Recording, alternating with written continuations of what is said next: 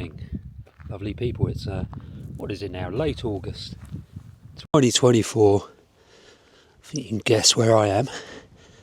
Up on Ventnor Downs on the Isle of Wight. Let's tilt the camera a little bit. Just going to have a very quick, not that much, quick walk here along the edge of the Ventnor radar station. What a cracking morning. So we're now in peak bird migration time. Oh, look at these heathers flowering. It's quite interesting here where this is chalk grassland, so you've got obviously very alkaline conditions, and just there you've got very acid loving plants. Well, you've got gorse here which loves the acid conditions, and heather over there, one of the heathers. Never any good identifying heathers and ling and related things, but they all like acid conditions. So why is that happening up here? It's because of the gravel cap, of course. So the chalk here has a kind of is topped with a layer of gravel, and the gravelly kind of substrate creates acidic conditions over the chalk.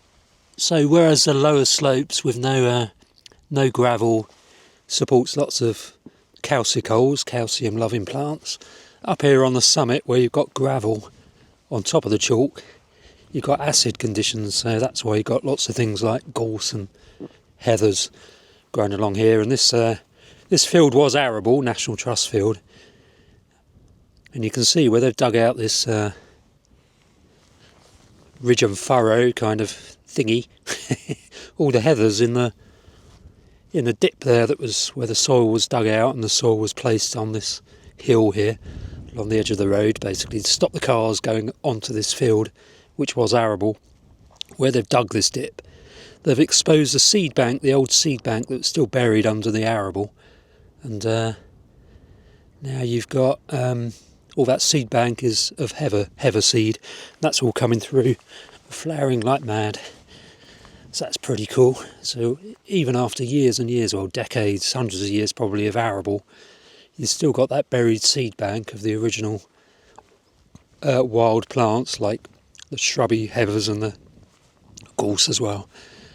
So gradually over time, this area that was arable has been reverted to grassland. It's turned into acidic grassland, acid grassland, which you get elsewhere in the Dorset Heaths and Breckland and wherever else. And in time the heather will probably spread out and you'll get basically lowland heathland, or chalk heath as it's called, because it's heathland on top of chalk.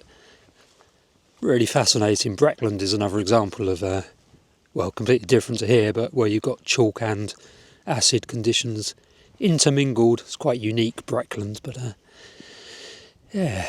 Anyway, I'm having a wander around. There's a herd of aurochs over there, aka domestic cows. Aurochs was obviously the European wild ox, wild cattle species that we used to have. If any of you have been to Southeast Asia, kind of India or Thailand or Cambodia, those kind of places, and if you've been there, have you seen their version of wild cattle? Banteng and Gower. Banteng are probably easier to see than Gower. But if you haven't seen those wild cattle, genuine wild animals, then you can probably visualise what our own wild cattle would have looked like before we drove them to global extinction. They still kind of live on as pretty feeble ancestors, these things, domestic cows. Obviously these were derived from aurochs, from the wild version, so the wild version was tamed and bred and turned into these little scraggly little things. They would have been much taller aurochs and much more muscular around the shoulders, quite long-legged. And we're left with these. I do like cattle, but they're pretty rubbish compared to the wild version. The things from which they were bred and domesticated. You can see he's browsing as well as grazing. So this guy is munching through some bramble there, as would aurochs have done back in the day when we used to have herds of wild aurochs. So a friend of mine, Jack Wonfor, I think he said he found the remains of an oryx. Bones, basically. He's a fossil hunter, but he found some remains of an oryx in Newtown Estuary, I think he said. Little calf here. Hello, buddy. So yeah, they were on the island, herds of wild cattle. Anyway, I'm not seeing any migrants at the moment. It's quite chilly, the breeze. I can certainly feel autumn is upon us from a birding point of view, and the weather certainly, or the chill in the air is certainly autumnal. It's very dewy as well, so the grass is very moist. Not had any rain to speak of for weeks and weeks, so I'm going to need to get down to Bestie's in a minute and do some watering, I think.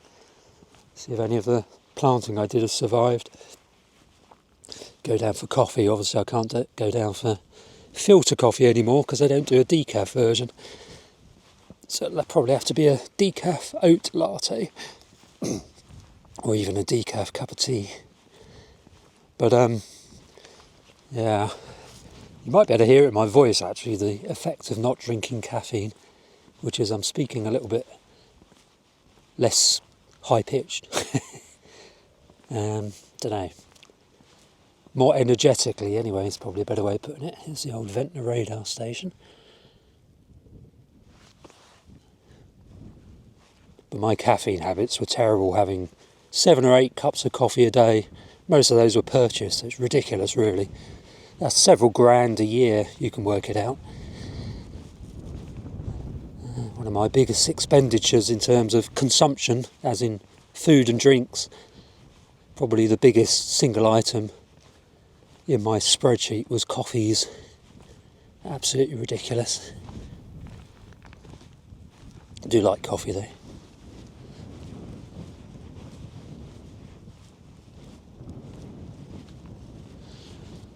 There used to be some shrubs around these water butts when there was different setup of water, cattle troughs. There used to be some shrubs around the old cattle troughs here, and they used to dip into the water, the shrubs, and that used to give the birds, the migrant birds, an opportunity to go in and have a drink and have a bath. And it's an incredibly rare, virtually non-existent resource up on Ventnor Downs, is fresh water.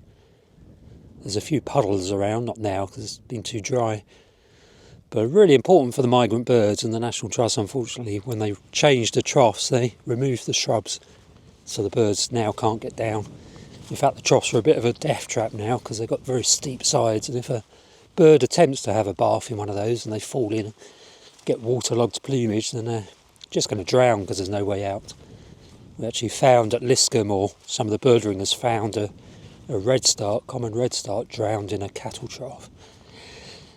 Last week I think that was, so it can happen, and barn owls obviously fall into them not infrequently and drown. There is a dew pond over here though. Don't think it's an original one, I think it's one that the National Trust created for just that reason really, to create water resources, fresh water for the migrant birds and dragonflies and that kind of stuff. There is water in there, so I'll stand corrected in terms of there not being any other options at the moment. There is. I know the linnets like this little pond, so that's good. God, it's chilly. I'm shivering. But it is going to get very humid over the next day or two, apparently. We might get some rain on, I think it's either Saturday or Sunday. What is it now? Friday.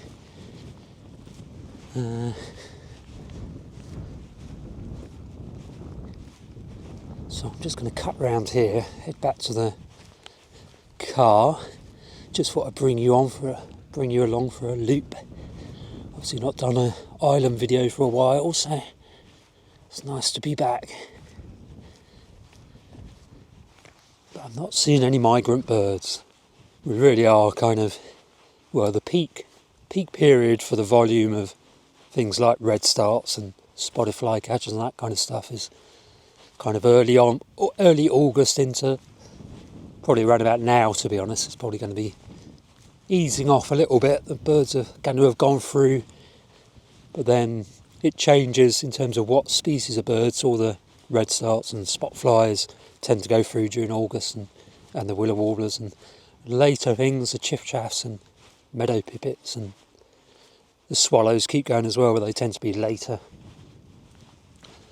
So as we go into September, which is next week, first week of September, it gets more exciting from my point of view, because a lot of the birds are flying over by then, so you can really see them. The visible migration really starts. At the moment it's the land bird, it's the birds that are on the ground feeding before they move on again. A lot of nighttime migrants, whereas as you get into September, into October, it's a lot more visible. I had a couple of swallows going over just as I got out of the car. They're the kind of visible migrants that you really get. You can get in really big numbers in sort of September time.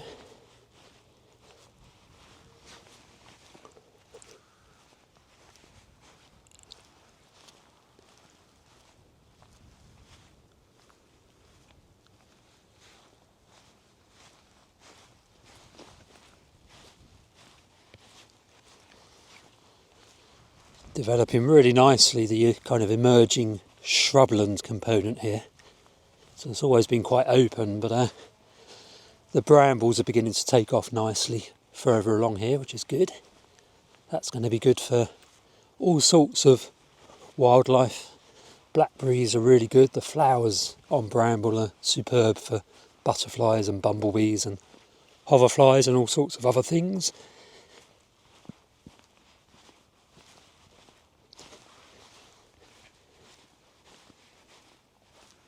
A swallow just went through. I've seen that on the camera. There's another one. They usually come through in little waves, where at this time of the year you get 3 or 4 in a little group going through. As it gets later, much bigger groups go through. And it can be spectacular in the undercliff.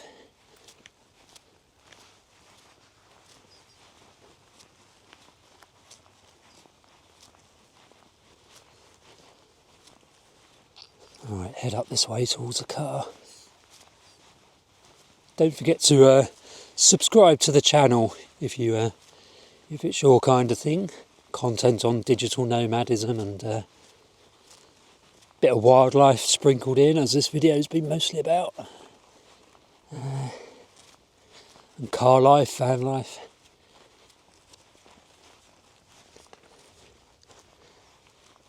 Oh, tree pipit.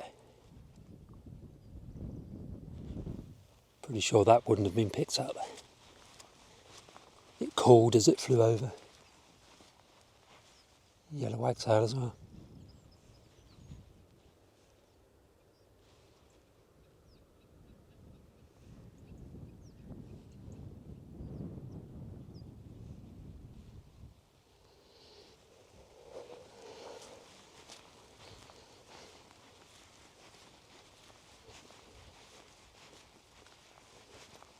What a beautiful start to the day.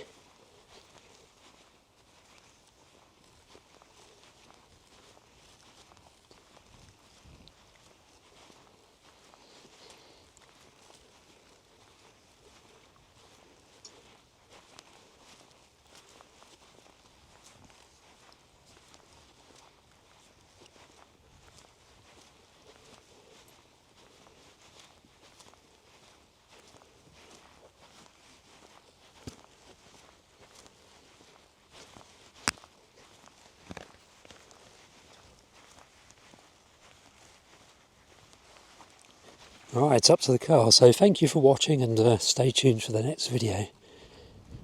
Let's pan around a bit.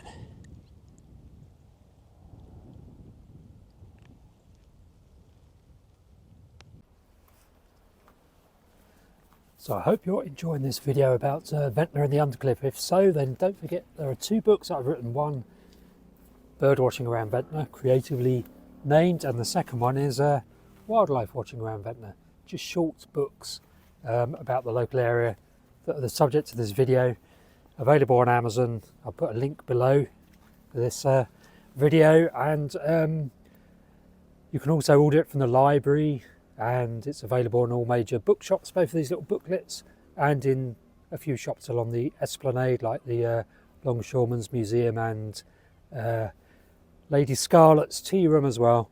But yeah, I'll put a link to the description if you want a slightly deeper dive into the Isle of Wight Undercliff.